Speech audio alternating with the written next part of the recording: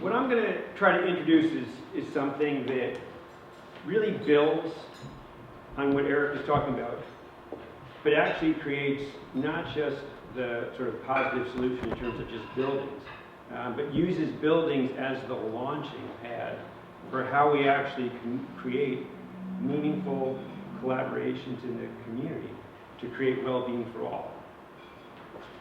So, what are the kinds of things I'm talking about? It's too bad our friend Rebecca left.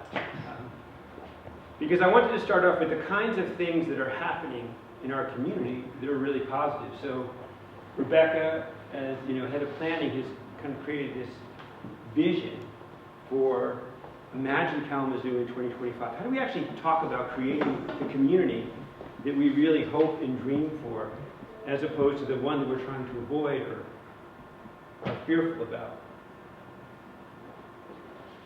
Here's other things we do. We work with kids in the community to show them that there's an alternative way to move out of hopelessness, move out of poverty. In this case, it's with bikes. Our open bike shop trains the people and has actually created the youngest executive director in the state of Michigan, Erin Janae. So she runs that organization now. Kalamazoo College, we create the Arcus Center for Social Justice and Leadership. Students from our office create something called the Local Food Farm, a way to turn waste into food in all these different cyclical systems. And then they win the National Weggie Prize, doing it, out-competing groups from New York and California. We bring people like Judy Wicks, who started the White Dog Cafe, who came up with the idea of doing well by doing good. So people who pour out their heart and soul, and Judy meets with our mayor, Bobby Hopewell, in case you didn't know. And the Community Foundation focuses on what matters, right? How to start thinking about what really matters. And help create a learning network. And then we have, our own Marilyn Schlack, right? Creating the Bronson Healthy Living Campus. Right downtown, in a core area by the hospital. There's Marilyn. Sorry she couldn't be here. With 3 buildings, one on food innovation. We have Rachel here, who runs that. A culinary and allied health careers campus that's focusing on plant-based diets as part of the core. And then another building that's focusing on bringing people with mental health disabilities into that whole realm in very, very positive ways and setting this path for the future. Not about being less bad, but the path about how do we actually be good. How do we create the world that we really want and hope and dream for? And then Matt knows, when Matt used to work here, we created this Southwest Michigan Regional Sustainability Covenant. The signatories of the 3 local cities, Mayor Hopewell, Pete Strasdis, and Mayor Benke, former Mayor Benke of Battle Creek. We talked about this idea of creating these collaborations that would focus on improving quality of life for all, for future generations, and we came up with this really broad commitment about generating regional and community sustainability vision, goals and objectives, and establishing a blueprint for sustainability, and we haven't done very much, I hate to say. So the question is, in a community like ours, which has tremendous love and philanthropy and commitment and vision and innovation and care, right? Gibson guitars and all the kinds of things that have come from Kalamazoo. And it's over an extended period of time. The question is here, what's actually holding us back from building a sustainable well-being community that continually improves quality of life for all? So what is it that's holding us back? Eric talked a lot about what's held us back in terms of building design. And it's reflected in all kinds of things, the food we eat, the way we get around, and I'll argue also how we communicate with each other. So some of you probably know who this is. Does anybody know who this is? Only a few of us have been alive long enough. John Gardner, right? He was Secretary of Health, Education, and Welfare. He coined the whole term self-renewal. So he said, I'm going to talk now about these sort of 4 ideas that hold us back. So John Gardner said, we lose sight of the common good and the foundation for self-renewal. So that's That's what I'm talking about in terms of what's holding us back. This is Jay Forrester. He was the father of systems dynamics.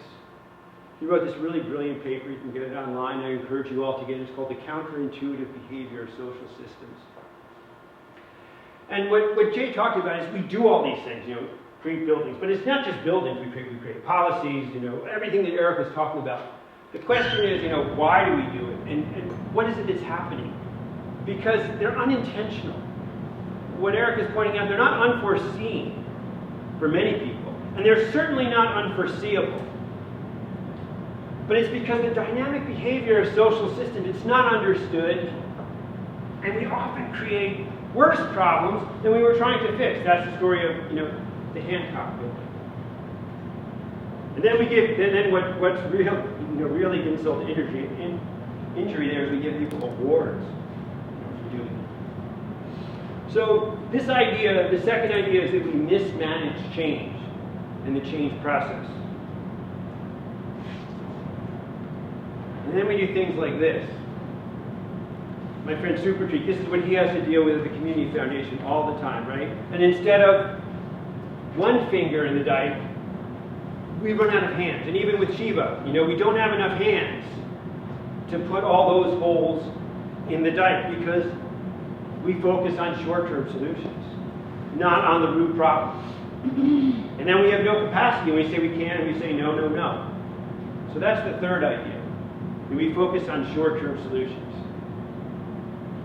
Then the fourth idea. We can't figure out how to play nice in the sandbox. So here we have departments, and the world still has problems. And we have businesses that don't talk to each other. Eric was talking about that last night. When I first moved here, Peter Wegge was really gracious and generous and brought me to work, with the Wegge Foundation, the kinds of things he was doing. And then they created the West Michigan Sustainable Business Forum, and I got brought to talk, kind of like Eric here, to talk to the West Michigan Sustainable Business Forum. I knew, came here from California, so I knew something.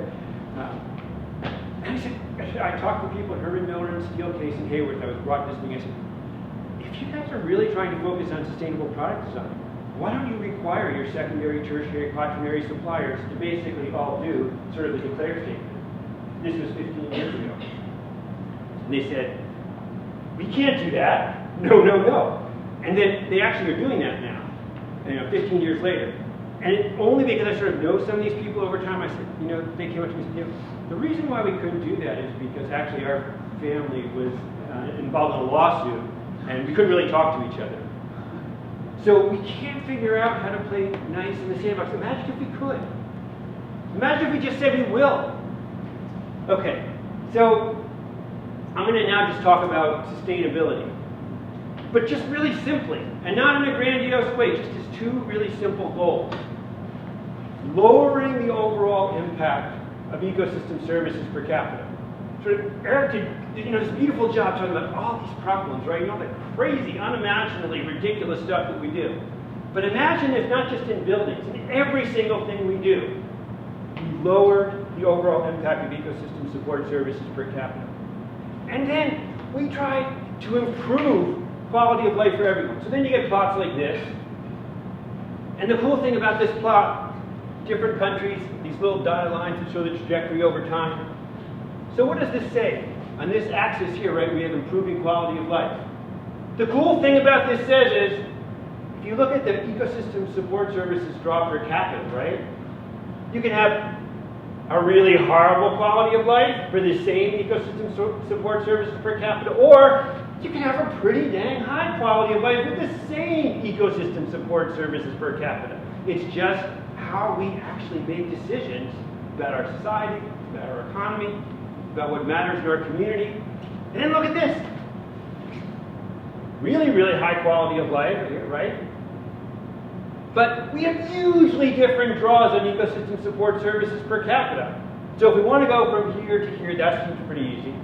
If we want to go to here, that's challenging. And a lot of countries in the world have done that, but they've done that with either really, really high draws on ecosystem support services. That's mostly what Eric was talking about. But there are other countries that do the same thing with a third or less draw on ecosystem support services per capita. So what we want to do is figure out how to get here, right?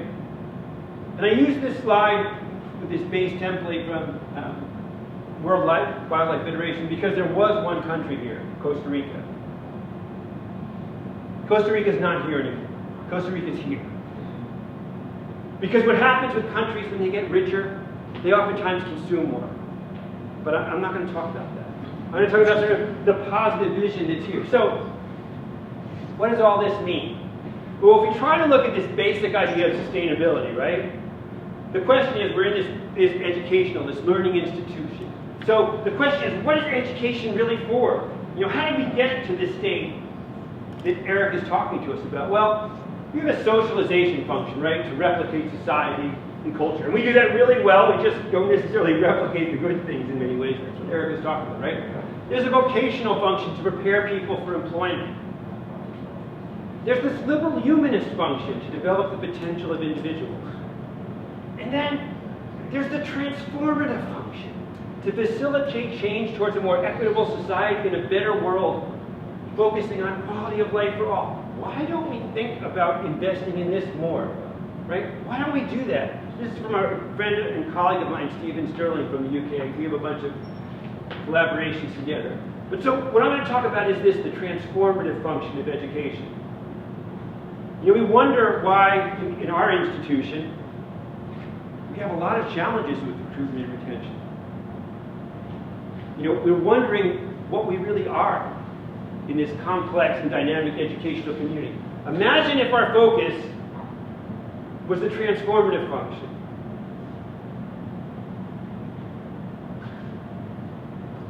So, here's Oxford. Here's things that we've done really well over the past 500 years in higher education. We've generated immense amounts of data, information, and knowledge. And we've done it beautifully and tremendously powerfully. And that's how we've created the world that Eric was talking about earlier. But here's what we haven't done. We haven't focused on the generation of meaning, or understanding, or wisdom. And what we've done is create a bigger and bigger gap between the two. So this is a quote from UNESCO at the beginning of something called the Decade of Education for Sustainable Development, and I was pretty actively involved in that. It's kind of a beautiful statement. There can be few more pressing and critical goals for the future of humankind than to ensure steady improvement in the quality of life for this and future generations in a way that respects our common heritage, the planet we live on. And then this other statement that's part of it. To do this, we must learn constantly about ourselves, about our potential, our limitations, our relationships, our society, our environment, our world. We need these places where we can make some messes and then learn how to clean them up. That's what Eric's talking about, right? We need to experiment, but we need to experiment with the vision of the common good, always central to us. And then much closer to us, the Kellogg Commission, right? 16 years ago, the Kellogg Commission put this series of reports on the state and future of land-grant universities. And they made this beautiful, brilliant statement. The obstinate problems of today and tomorrow in our nation and the world, poverty, family and community breakdown, restricted access to health care, hunger, overpopulation, global warming, and other assaults on the natural environment, must be addressed by our universities if society is to have any chance of solving them at all. But we have Western, and we have K College, and we have KVCC, and in general, we don't talk. And we generally don't collaborate. And we generally don't figure out how we dovetail what we do to improve quality of life for all. Why? Imagine you were a super intelligent being, just popping into Kalamazoo for a holiday evening, and you'd say, why are they not talking to each other? What is this thing going on in this sandbox? There's this abundant society, abundant space for people who care and are generous and gracious. Why are they not learning how to play nice in that sandbox? So, Nella Meadows, one of the most brilliant people of the last century, she was a student of Jay Forrester. She wrote a brilliant paper on ways to intervene in the system. She said, and I have to read this to you, we do not need a computer model to tell us that we must not destroy the system upon which our sustenance depends. Poverty is wrong and preventable. The exploitation of one person or nation by another degrades both the exploited and the exploiter. It is better for individuals and nations to cooperate than fight. The love we have for all humankind and for future generations should be the same as our love for those close to us. If we do not embrace these principles and live by them, our system cannot survive. And yet we don't live as if we knew it. So that's what this whole Community Sustainability Incubator idea is about. Having us learn to live as if we knew it. So there are people that have done this, right? Wangari Maathai won the Nobel Peace Prize for the Green Belt movement, you know. How do you address erosion? How do you address, you know, these women's disempowerment? Well, you empower people, you know. You plant trees. You do these things. Paul Farmer, right? Do you guys know who Paul Farmer is? Maybe you don't, I'll just sort of skip over. But he came up with these ideas right now. You have to design a healthcare delivery system by actually talking to the people that we're trying to help and make it work for them. Janine Benyus talks about biomimicry, right? Example of muscles, right? How do muscles glue themselves to rocks, right? So imagine you put this thing underwater and you want to glue it to a rock. And yet they do it in salt water that's cold under tremendous hydraulic pressure at room temperature chemistry that's totally biodegradable. Why don't we design glue like that? Why don't we design everything like that? And that's what Eric was talking about, learning, you know, learning from nature. Nature is model, mentor, guide, friend. This is Hans von Ginkel. He was one of my mentors. He was the rector of the United Nations University in Japan.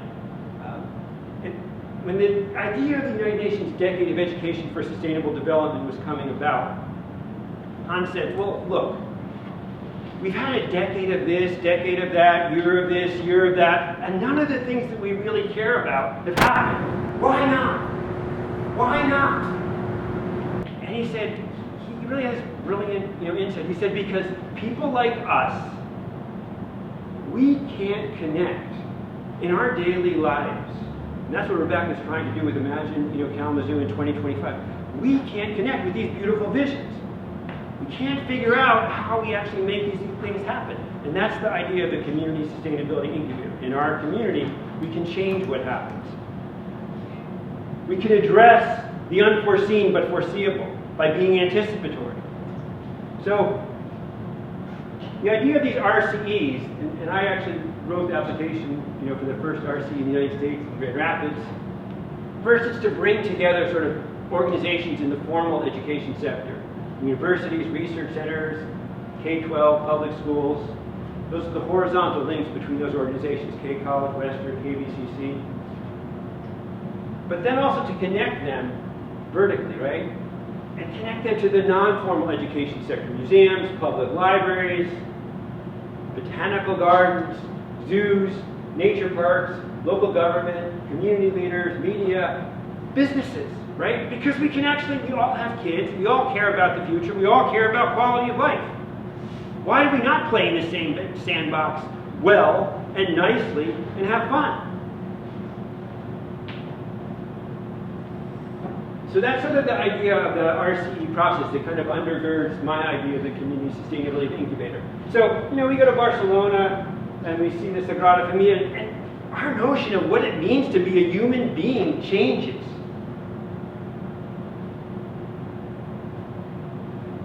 You know, we go to Siena and we go to the public square, our notion of what it means to be a human being and what we can be changes. Physical spaces change how we feel about ourselves and how we feel about ourselves in relation to others, in terms of community. So this is the idea of the Community Sustainability Incubator that I've been coming up with for too long, as Matt knows. It's a do tank for thinkers. It's the idea of having a regional hub that acts to reimagine and reinvigorate both the community and economic development. It's grounded in the idea that the solutions to our community's problems lie in creating a safe and inspiring environment where the right questions can actually be asked, where we can create new partnerships that tap into the collective wisdom and creativity and energy of the community. And the idea is to do this in a living building, right? So create this living learning laboratory for building new forms of cross-institutional collaboration, design and evaluation of green products, the testing and the rapid prototyping of both social and technical innovations,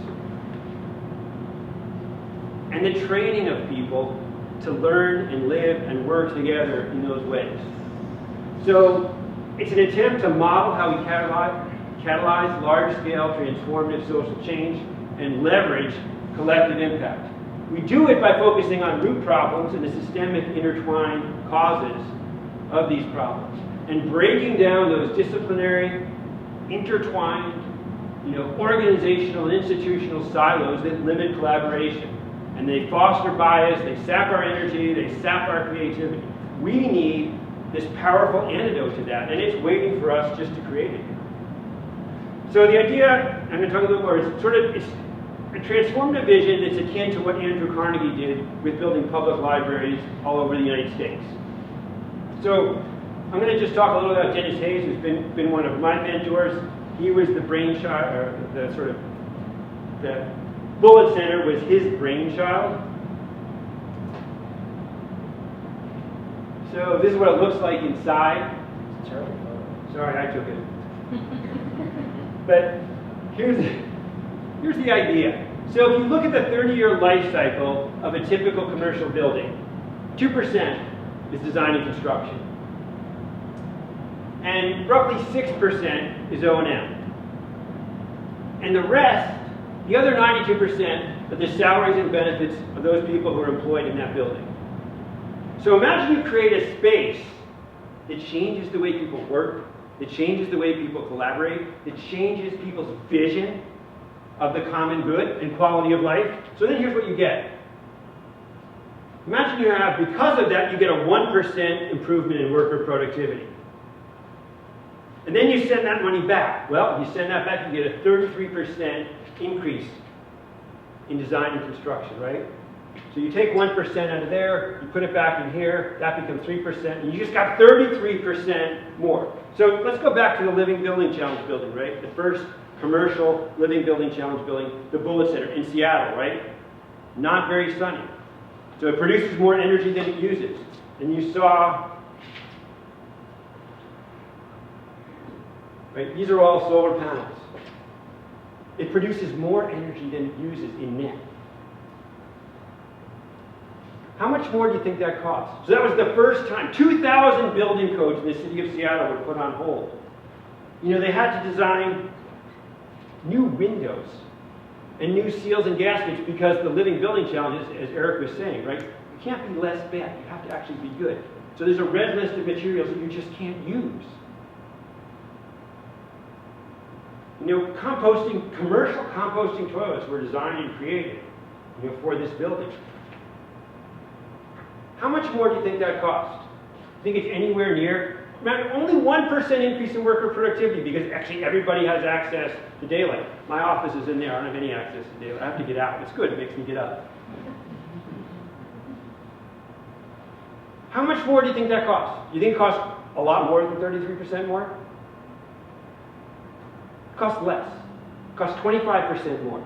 The first major commercial Living Building Challenge building in the city of Seattle cost only 25% more.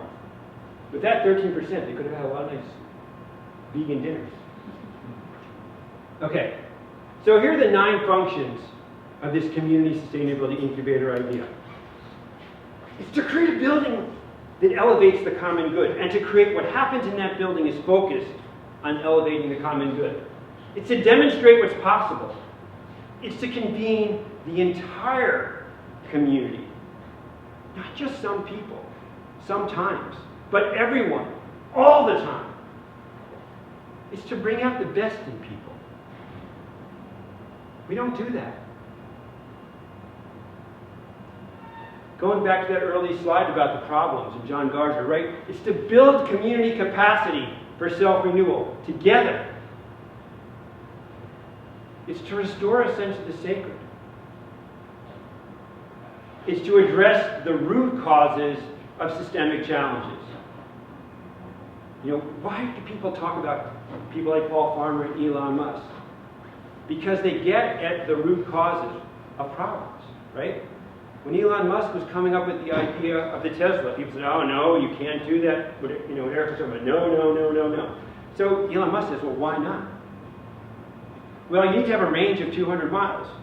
Okay, does there exist a battery that could do that? Sure, there exists a battery. Okay, that's not a no. Well, what about that battery? Well, it would cost like $300,000. So we can't spend $300,000 on the batteries for cars. Well, then what's the issue? Well, could we build batteries cheaper? And how much do the materials that are in those batteries cost? Oh, pennies. So the issue is not that we can't make a battery that goes, you know, will keep the car to go 200 miles. And it's not that the materials are fundamentally so expensive, it's how we put those materials together to make those batteries that can go 200 miles. Those are the kinds of questioning and thought processes that we need to be asking. You know, why? Why do we keep sticking our fingers in the dike? Why do we keep putting Band-Aids on problems that we understand are not Band-Aid solvable problems? Okay, and finally, because the idea is we need to catalyze meaningful action, right? It's not that we don't care, and it's not that we don't care enough. We do both of those things. But we don't focus our care and direct our care in strategic ways to address systemic problems at the root cause level, and that's what can help us catalyze meaningful action. And in doing that, we can leverage our community resources. And not only do we have to ask for more and more money to get buying more and more of our Band-Aids, so we can create this whole new model. So here's Andrew Carnegie. Here are the kinds of buildings, you know, that he built all over the country. But imagine if in every urban center or community we had a living building challenge-inspired Community Sustainability Incubator, which models sustainability as a commitment to advancing well-being for all in all of its operations and all of its activities. So those are some living building challenge buildings. So that's what I want to leave you with, is this idea. Winston Churchill said, right, we shape our buildings, thereafter they shape us. You know, I drew on that and said we shape our education systems, and thereafter they shape us, and in turn, the planet. And I think that's what, you know, Eric was really trying to get at. So what I was hoping we could do is kind of go back to this original question. Anybody that wants to stay for a bit and really brainstorm on, if we had a building like this, if we had a space like this that everyone in the community was invited to, its core being, in essence, was to take things like what Rebecca Kick is coming up with in terms of Imagine Kalamazoo in 2025. All ideas are good ideas, right? But we're trying to bring people together to actually turn those ideas and really go through this idea, why that idea, and go through that meaningful questioning process and redirect our energies to focusing on the high priority, the high leverage ones, the ones that we can do and create strategic incrementalism in this building that models, you know, quality of life in all its aspects. How can we not be doing this? Right? I mean, the onus is really on us. We have all these great starts. We have all the great work, you know, the Community Foundation has done. We have all the brilliant work, you know, that Maryland has done with the Healthy Living Campus. It's our job to make sure that those efforts don't just, you know, barely sort of survive. It's our job to make sure they flourish and they thrive and that they're only the beginning. And we need a place and we need support for bringing together K College and Western and KVCC and bringing them together with museums and public libraries and, you know, businesses. You know, we're lucky enough that we have CalSec represented, that we have CSM, you know, represented here, that we have Bronson Hospital represented here. You know, we have what it takes already right here. The question is, you know, what should we be doing in that space? How do we actually, you know, respond? What is it that's really held us back? And what do we need to have happen in a space like this? So I'm going to just sort of end with that, thank you all for coming. We have a whole bunch of markers and stickies, so you can write in any way that you'd like. And you stick it on these things, we'll record it, and we'll send it all out later in the week. And the idea was really to sort of bring Eric here at this first meeting about the Community Sustainability Incubator and just sort of have you understand, from his perspective, the kinds of challenges that we face, not just locally, regionally, nationally, but as a species. And he did a beautiful job, setting that stage. The idea now is how do we sort of take that understanding and build that into what we do in this community to create the community that we hope and dream for, not sort of try to avoid the community of our worst fears. And I think that's building on what Rebecca is doing, building on what Rachel's working on, with Marilyn, what Beth is doing, what Super T is doing, what Sarah is doing, is what all of us, are trying to do in this community. But if we learn how to play nicer in the sandbox, and if we make that a focal point of what we do, that's when we get collective impact. That's when we leverage all of our individual efforts to do something that's not just sort of unusual and unprecedented in Michigan, it's unprecedented sort of nationally. We have what it takes in this community to do this on a scale like it hasn't been done before. So, thank you all very much.